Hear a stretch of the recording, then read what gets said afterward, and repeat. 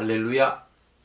오늘도 하나님께서 우리 온 성도들 위해 큰 은혜로 함께 하심을 믿습니다. 오늘 하나님의 말씀은 갈라디아서 4장 19절 말씀을 보겠습니다. 나의 자녀들아, 너희 속에 그리스도의 형상을 이루기까지 다시 너희를 위하여 해산하는 수고를 하노니. 사도 바울이 갈라디아 교인들을 향해서 다시 너희를 위하여 해산하는 수고를 한다고 말씀합니다. 여러분, 믿음이 약해진 때가 혹시 있지 않았습니까? 무엇을 가지고 있다가 잃어버린 경험은 없으십니까? 우리는 그런 위기의 순간에도 하나님이 늘 우리와 함께 하신다고 하는 사실을 반드시 기억해야 합니다. 하나님은 다시 주시는 하나님이십니다. 영 버려두지 아니하시고 다시 회복시켜 주시는 하나님, 다시 일으켜 세워주시는 하나님이십니다. 성경의 말씀에 보면은 잃어버렸다가 다시 받는 예가 있습니다. 여러 경우들이 있습니다만은 세 가지를 말씀을 드리겠습니다. 첫째는 모세에게 십계명을 다시 주셨습니다.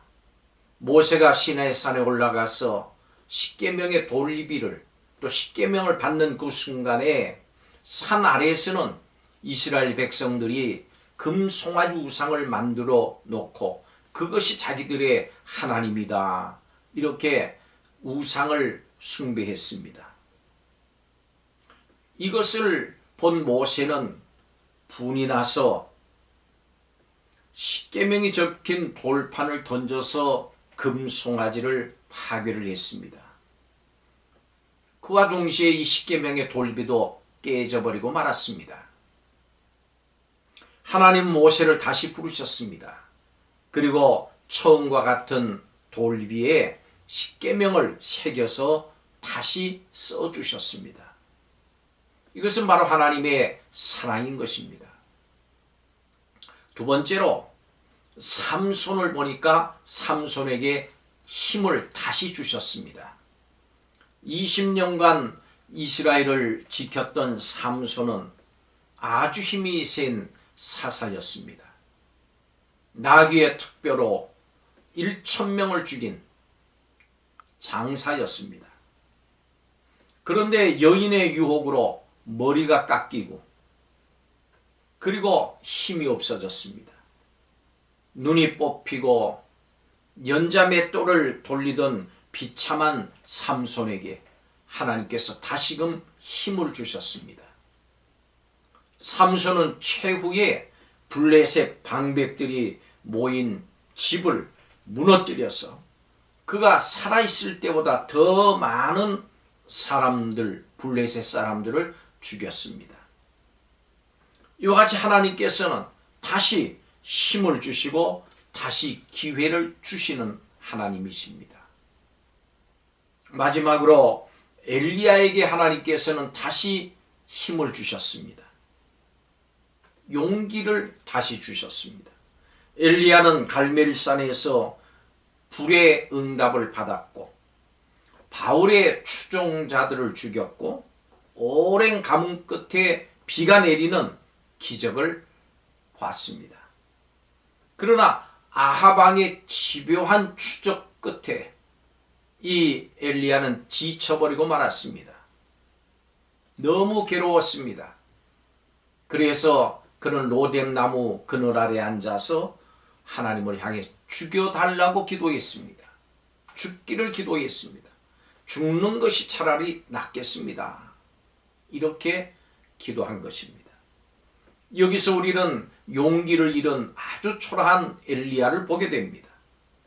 그는 하나님께서는 그를 그냥 버려두지 아니하시고 천사를 통해서 그를 어루만져 주시고 먹을 것을 제공해 주셨습니다.